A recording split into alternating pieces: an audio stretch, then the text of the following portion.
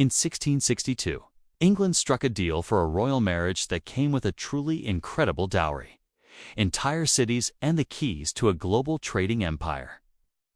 The bride, a devout Portuguese princess named Catherine of Braganza, was the centerpiece of this strategic alliance.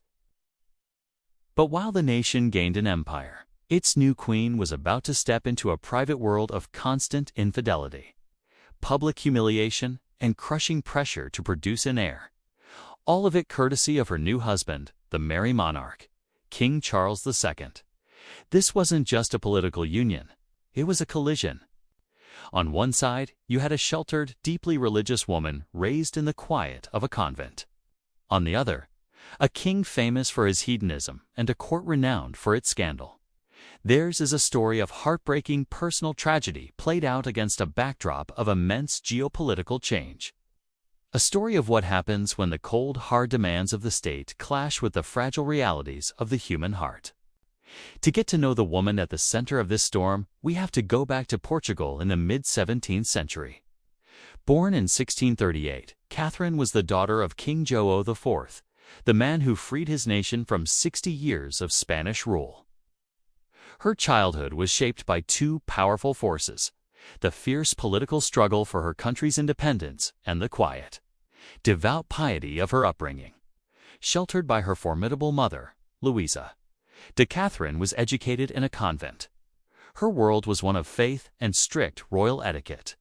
She wasn't raised for the spotlight, but for duty. Meanwhile, Portugal was diplomatically isolated and desperately needed allies. England, having just restored its monarchy in 1660 after a bloody civil war, seemed like the perfect candidate. And so, Catherine became Portugal's most valuable diplomatic asset. What could this small nation offer a newly restored English king? A dowry so huge it was almost impossible to refuse. It wasn't just cash, though there was plenty of that, around £300,000, a massive sum for the time. The real prize was territory and trade. Portugal offered England the fortress city of Tangier in North Africa, a strategic gateway to the Mediterranean. Even more valuable was the port of Bombay on the west coast of India, which would become a cornerstone of British power in the East. Finally, the deal granted England free trading rights with Brazil and the East Indies, unlocking the wealth of the Portuguese Empire for English merchants. For King Charles II, whose kingdom was drowning in debt, this was a lifeline. He told Parliament he was resolved to marry the Infanta of Portugal, a decision made, he said, for the good of my subjects in general as of myself. It was a political masterstroke. For Catherine, however, it meant leaving everything she knew to marry a man she'd never met and become queen of a country whose language she didn't speak.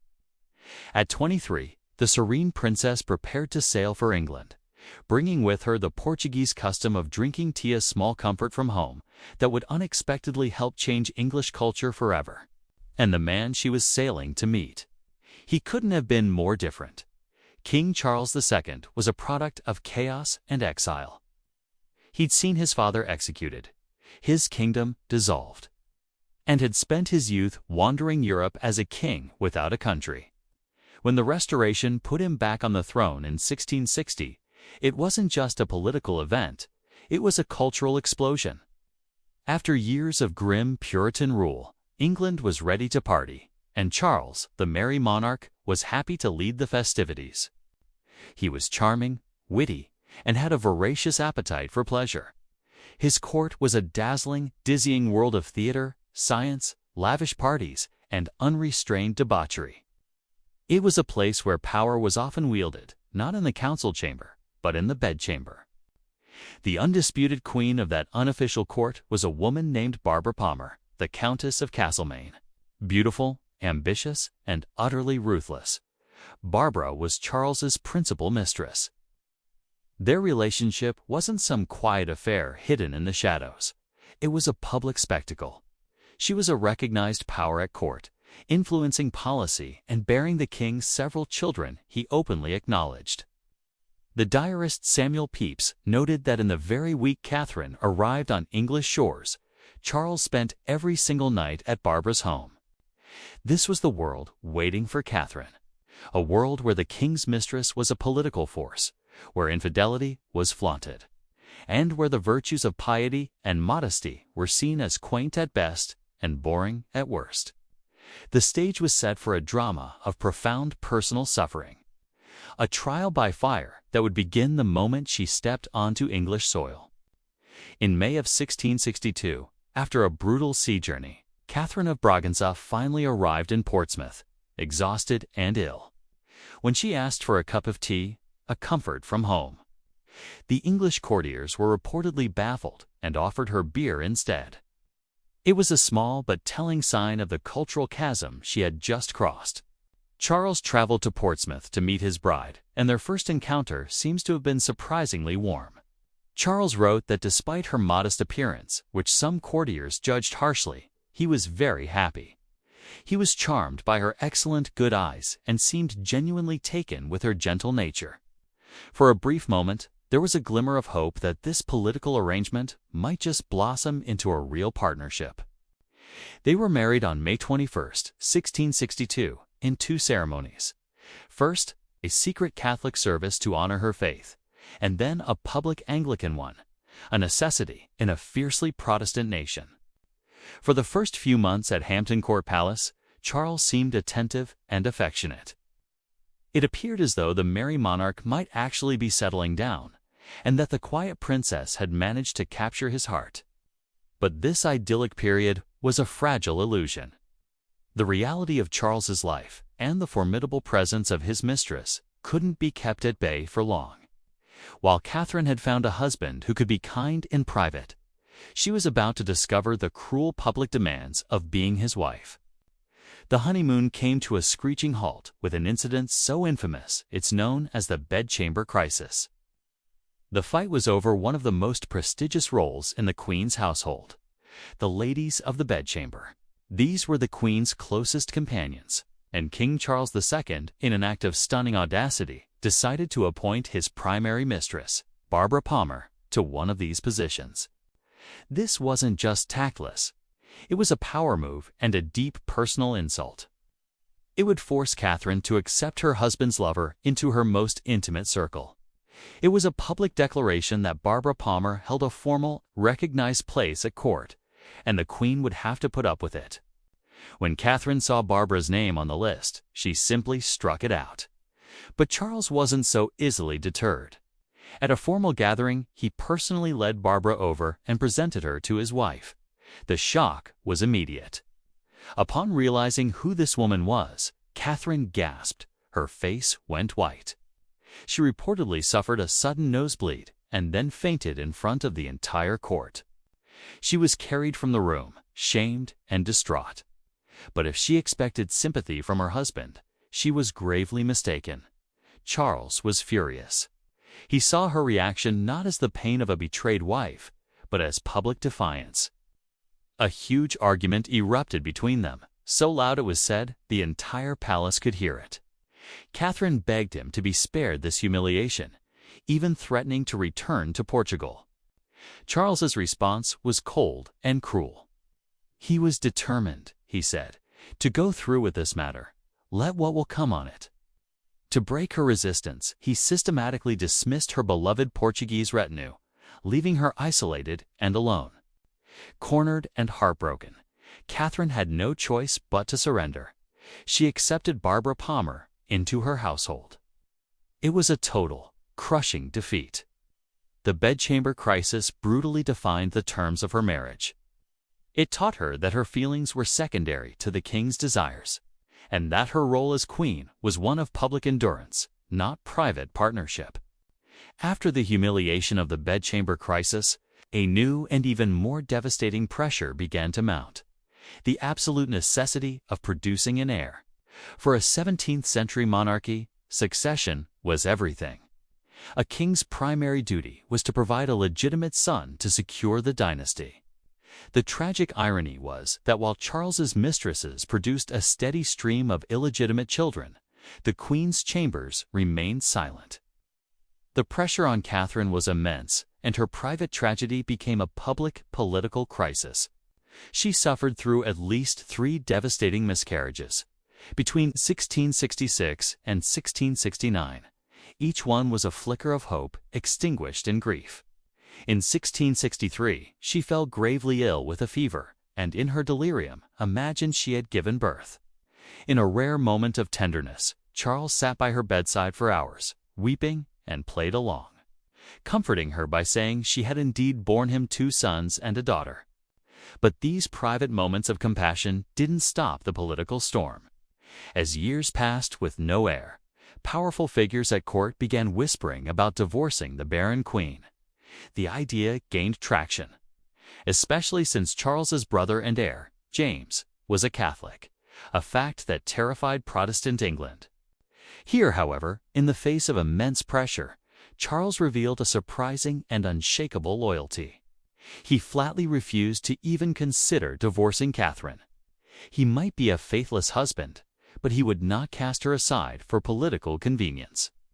When a courtier suggested a plan to kidnap her and send her to a convent to pave the way for a divorce, Charles was enraged. He declared it would be a horrible thing to abandon her. He had subjected Catherine to years of humiliation, yet he would not allow her to suffer the ultimate public disgrace. He had failed her as a husband, but he would not fail her as her king. Catherine's inability to produce an heir and her husband's infidelity left her isolated. But another, even more dangerous factor marked her as an outsider: her religion.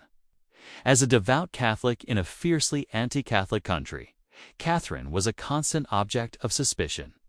This simmering resentment exploded in 1678 with the hysteria of the Popish plot. A conman named Titus Oates fabricated a story about a massive Catholic plot to assassinate King Charles II so that his Catholic brother, James, could take the throne. The plot was a lie, but the panic it created was terrifyingly real, unleashing a wave of anti-Catholic paranoia that led to the execution of at least 22 innocent men. As the highest-ranking Catholic in the land, Queen Catherine became a prime target. Oates made the shocking accusation that the Queen herself was part of the conspiracy to poison her own husband. The situation was perilous. The House of Commons, swept up in the frenzy, demanded the removal of Catherine and all Catholics from the palace. There were calls for her to be put on trial for high treason. Her life was in genuine danger. It was in this moment of extreme crisis that Charles once again became her staunchest defender. He personally attended council meetings, cross-examined the accusers, and exposed the absurd holes in their stories. He knew the charges against his wife were ludicrous, and he used all his royal authority to protect her. He stood by her resolutely, declaring that she could never do anything wicked, and it would be a horrible thing to abandon her. His unwavering support worked. The threat of a trial was lifted. It was the greatest paradox of their marriage. The man who had caused her so much private pain was also her only shield against public destruction. The story of Catherine and Charles is a complex web of betrayal and loyalty, duty and suffering. If you're finding this deep dive into the dramatic world of the Restoration Court fascinating, make sure you subscribe to our channel and click the notification bell so you don't miss our future explorations into history's most compelling stories. After the terror of the Popish plot and the repeated heartbreak of her miscarriages, Catherine seemed to reach a quiet turning point. The early years of her marriage had been a fight for her husband's fidelity, for an heir, for her very survival. But after more than a decade in England, she seemed to accept her situation. She let go of the futile hope of reforming her husband and instead began to carve out a life for herself. She built her own household, filled with loyal attendants, and cultivated her own interests. This acceptance brought a kind of liberation. Their relationship settled into a gentle, if distant, friendship. Charles respected her, trusted her, and would often conduct state business in her apartments, a neutral ground away from the factions swirling around his mistresses. It was in this period that her own cultural influence began to blossom. The most famous example, of course, was tea. While tea wasn't unknown in England, it was seen as an exotic and expensive medicine. Catherine, who grew up drinking tea daily, made it a fashionable social drink. She brought it out of the apothecary and into the drawing room. As queen, her habits were copied by the aristocracy. The elegant ritual of drinking tea from delicate imported porcelain became a symbol of sophistication. The East India Company, spotting a new market, began to ramp up its imports. The poet Edmund Waller praised her in a birthday ode, writing, "The best of queens and best of herbs we owe to that bold nation which the way did show." Without intending to, Catherine had helped spark a trend that would eventually see tea become the national drink of Britain.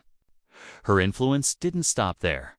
She was a patron of music and theater, and her Portuguese fashions introduced new styles to the court. Though she failed in her primary duty of providing an heir, Catherine of Braganza succeeded in a way she never intended, by quietly and gracefully shaping the tastes and customs of her adopted home. In early February 1685, the seemingly indestructible Mary monarch, now 54, suffered a sudden apoplectic fit. It was clear this was his final illness. As Charles lay on his deathbed, he was attended by Anglican bishops, but he repeatedly declined to take the Protestant sacrament. In his final hours, he showed where his sympathies truly lay. His Catholic brother James secretly brought a Catholic priest, Father John Huddleston, to the king's chambers. The same priest who had helped save Charles's life decades earlier was now there to save his soul. And Charles II was finally received into the Catholic Church. Amidst these momentous events, there was one final, deeply personal piece of business. He asked for his queen. Catherine came to his bedside, but overcome with grief, she began to cry and had to be carried back to her rooms. From there, she sent a messenger with a heartbreaking request. She begged his pardon if she had ever offended him in her life. Charles's response, whispered from his deathbed, is one of the most poignant in royal history. "Alas, poor woman," he said, "she asked my pardon. I beg hers with all my heart." It was a final, startling admission of his failings as a husband, acknowledging the lifetime of pain his infidelities had caused her. He also famously asked his brother James to look after his mistresses, especially poor Nellie. But his last thoughts for his wife were of pure remorse. It was a powerful bookend to a relationship defined by contradiction. Charles too died the next morning, famously apologizing to those around him for taking an unconscionable time a-dying. Charles's death ended Catherine of Braganza's tumultuous time as Queen of England. Their marriage was a political triumph that secured an empire for Britain, and yet a personal tragedy. Still, it was also a relationship with a surprising depth, defined by the man who was both the source of her greatest pain and her strongest shield. After her husband's death, Catherine eventually returned to her beloved Portugal in 1692. But she wasn't destined for a quiet retirement. On 2 separate occasions, she served briefly as regent, governing Portugal with a steady hand. The sheltered princess who had once fainted at the sight of her husband's mistress had become a confident and respected ruler in her own right. Catherine of Braganza died in Lisbon in 1705. She was the queen who failed to provide an heir. But who gave England Bombay and vast trading power? She was the wife who was publicly humiliated, but who privately introduced a cultural habit to drinking that would come to define British identity. Her life was a testament to endurance and quiet dignity in the face of relentless heartbreak. She was the forgotten queen, a pious, resilient woman who survived one of history's most difficult marriages.